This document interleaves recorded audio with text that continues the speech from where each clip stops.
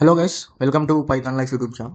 So ఈ వీడియోలో వచ్చేసి classical computer versus quantum computer difference అనమాట. సో క్లాసికల్ కంప్యూటర్ అంటే నార్మల్గా మనకు అవైలబుల్ ఉండే కంప్యూటర్స్, మన డైలీ లైఫ్లో యూజ్ చేసే క్లాసికల్ కంప్యూటర్స్, వాటికి అండ్ క్వాంటమ్ కంప్యూటర్కి మధ్య ఉండే మెయిన్ డిఫరెన్సెస్ అనేవి అండర్స్టాండ్ చేసుకునేదానికి కంప్లీట్గా ఈ వీడియోలో అయితే డీటెయిల్గా డిస్కషన్ చేద్దాం, కంప్లీట్ డిఫరెన్సెస్ అన్ని కూడా.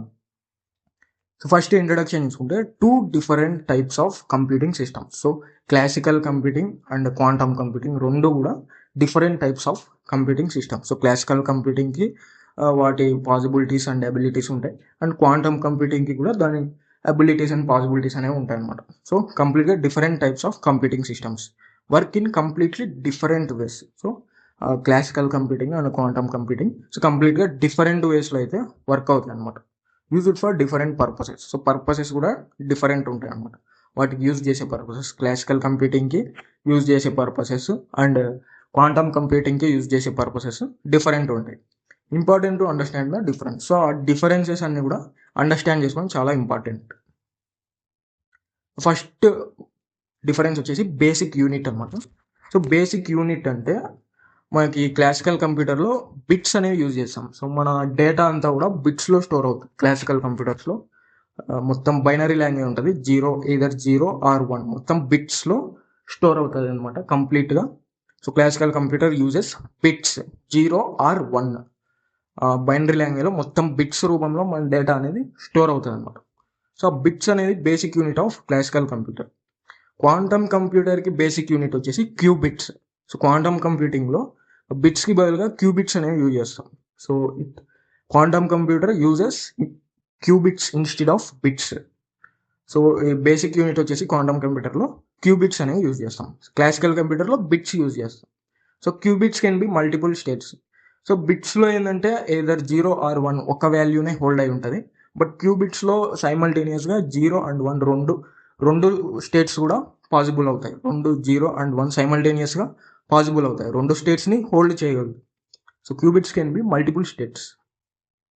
More powerful processing. So quantum computing అనేది క్లాసికల్ కంప్యూటింగ్ అన్న పవర్ఫుల్ ప్రాసెసింగ్ ఉంటుంది. వర్కింగ్ మెథడ్ చూసుకుంటే క్లాసికల్లో processes 1 task at a time. So classical computers అనేవి అట్ ఏ టైం 1 టాస్క్ మాత్రమే ప్రాసెస్ చేయగలదు.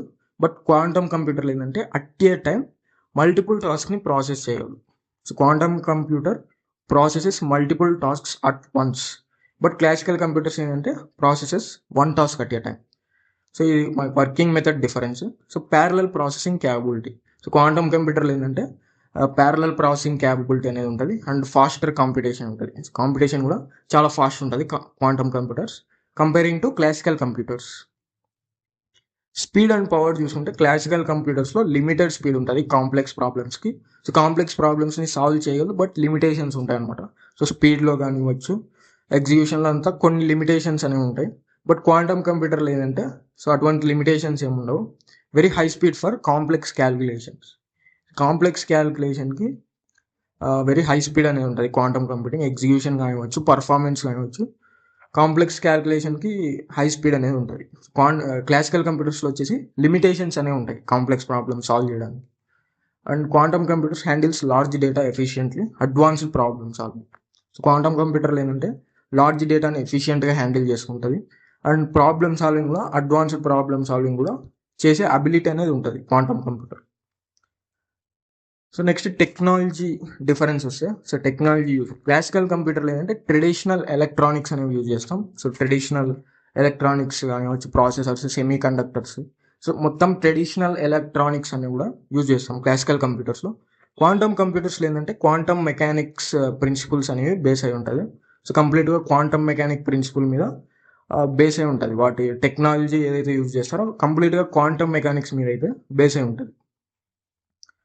అండ్ సూపర్ పొజిషన్, ఎంటాంగిల్మెంట్ అనే కాన్సెప్ట్స్ అనేవి యూజ్ చేస్తారు క్వాంటమ్ కంప్యూటర్లో. సో సూపర్ పొజిషన్ అంటే మనకి అదే క్యూబిట్స్లో సైమల్టేనియస్గా 0 and 1 రెండు స్టేట్స్ పాసిబుల్ అవుతాయి. అండ్ ఎంటాంగిల్మెంట్ ఏంటి, క్యూబిట్స్ అనేవి కనెక్ట్ అయి ఉంటాయి అనమాట ఒకదానికొకటి. అండ్ ఒకదానితో చేంజ్ చేస్తే ఫర్దర్గా కనెక్ట్ అయి ఉన్న వాటిలో కూడా అఫెక్ట్ అయ్యే ఛాన్సెస్ అనేవి ఉంటాయి. సో సూపర్ పొజిషన్, ఎంటాంగిల్మెంట్ వంటి కాన్సెప్ట్స్ అనేవి యూజ్ చేస్తారు quantum కంప్యూటింగ్లో.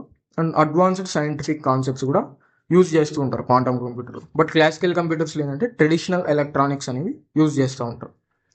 So real world usage చూసుకుంటే క్లాసికల్ కంప్యూటర్ డైలీ అప్లికేషన్స్ అనమాట, యాప్స్, వెబ్సైట్స్ డైలీ యూసేజ్లో అయితే క్లాసికల్ కంప్యూటర్స్ అనేవి యూజ్ చేస్తూ ఉంటాం. సో క్వాంటమ్ కంప్యూటర్స్ వచ్చేసి ప్రజెంట్ రీసెర్చ్ అండ్ కాంప్లెక్స్ ప్రాబ్లమ్స్కి అయితే యూజ్ చేస్తూ ఉంటారు. ఎందుకంటే సో క్వాంటమ్ కంప్యూటింగ్కి complex problems, research problems solve చేయడానికి అంత అబిలిటీ అనేది ఉంటుంది అనమాట. సో క్లాసికల్ కంప్యూటర్స్ వచ్చేసి డైలీ లైఫ్లో యూజ్ చేస్తూ ఉంటారు, డైలీ అప్లికేషన్స్, యాప్స్, వెబ్సైట్స్ వంటివి యూజ్ చేస్తూ ఉంటారు. అండ్ క్వాంటమ్ కంప్యూటర్ వచ్చేసి మెయిన్గా ఏఐ, క్రిప్టోగ్రఫీ, కాంప్లెక్స్ సిమ్యులేషన్స్ వీటన్నిటిలో కూడా, ఈ ఫీల్డ్స్ అన్నిటిలో కూడా యూజ్ చేస్తూ ఉంటారు. Not widely available at. So quantum computing అనేది ఇంకా డైలీ లైఫ్లో అవైలబుల్ వచ్చేంత ఇంకా అంత అవైలబుల్గా రాలేదు. సో ఇంకా ఎర్లీ స్టేజ్లో ఉంది క్వాంటమ్ కంప్యూటర్, ఇంకా స్టిల్ డెవలప్మెంట్ స్టేజ్లో ఉంది. క్లాసికల్ కంప్యూటర్ వచ్చేసి మనకి డైలీ లైఫ్లో అవైలబుల్ ఉందన్నమాట. సో డైలీ లైఫ్లో యూజ్ చేస్తూ ఉంటారు. క్వాంటమ్ కంప్యూటర్ వచ్చేసి స్టిల్ ఇన్ ఎర్లీ స్టేజ్ అనమాట, ఇంకా డెవలప్మెంట్ స్టేజ్లోనే ఉంది. సో అవైలబిలిటీ డిఫరెన్స్ చూసుకుంటే క్లాసికల్ వచ్చేసి ఈజీలీ అవైలబుల్, ఎందుకంటే ఫుల్లీ డెవలప్డ్ అనమాట, ఎప్పటి నుంచో ఉంది కాబట్టి ట్రెడిషనల్గా ఈజీలీ అవైలబుల్. డైలీ లైఫ్లో ఈజీగా క్లాసికల్ కంప్యూటర్స్ అనేవి అవైలబుల్ ఉంటాయి. బట్ క్వాంటమ్ కంప్యూటింగ్ ఏంటంటే లిమిటెడ్ అవైలబిలిటీ, ఇంకా ఎర్లీ స్టేజ్లో ఇంకా డెవలప్మెంట్లో ఉంది కాబట్టి సో ఫుల్గా అవైలబుల్ ఉందని చెప్పలేము. సో లిమిటెడ్ అవైలబిలిటీ అని చెప్పేసి చెప్పుకోవచ్చు. Still in development stage. So quantum computing అనేది ఇంకా ఎర్లీ స్టేజ్లో ఉందన్నమాట, డెవలప్మెంట్ స్టేజ్లో, ఫుల్గా అవైలబుల్ వచ్చేంత స్టేజ్లో అయితే లేదు.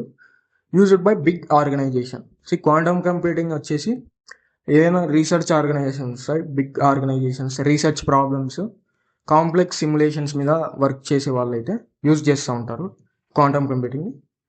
So used by big organization. So ఇది మనకి main differences between classical computing and quantum computing. Thank you.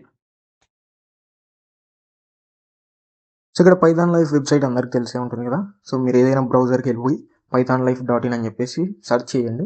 So వాళ్ళ వెబ్సైట్ అయితే ఒకసారి విజిట్ చేస్తే సో మీకు ఇక్కడ స్క్రోల్ చేస్తే రికార్డెడ్ కోర్సెస్ ఇన్ తెలుగు అని చెప్పేసి కనపడుతుంది. సో ఇక్కడ full stack Python, Java programming, SQL, DevOps with AWS. So ఇవన్నీ కూడా తెలుగులో టీచింగ్ చేశారు, కంప్లీట్గా రికార్డెడ్ కోర్సెస్ అనమాట.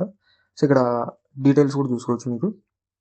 సో ఇక్కడ full stack Python programming open చేస్తే ఇక్కడ కంప్లీట్గా టీచింగ్ లాంగ్వేజ్ వచ్చేసి తెలుగు ఉంటుంది, టెలిగ్రామ్ మోడ్ ఆఫ్ కంటెంట్ ఉంటుంది.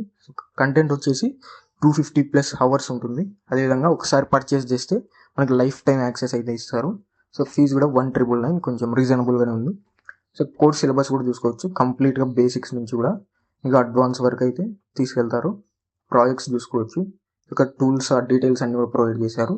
సో ఒకసారి ఎవరైనా ఇంట్రెస్టెడ్ ఉన్న వాళ్ళు pythonlife.in వెబ్సైట్ విజిట్ చేసి సో ఒకసారి అయితే చెక్ చేసి మీకు ఇంట్రెస్ట్ అయితే ఖచ్చితంగా పర్చేస్ చేసుకోవడానికి అయితే ట్రై చేయండి.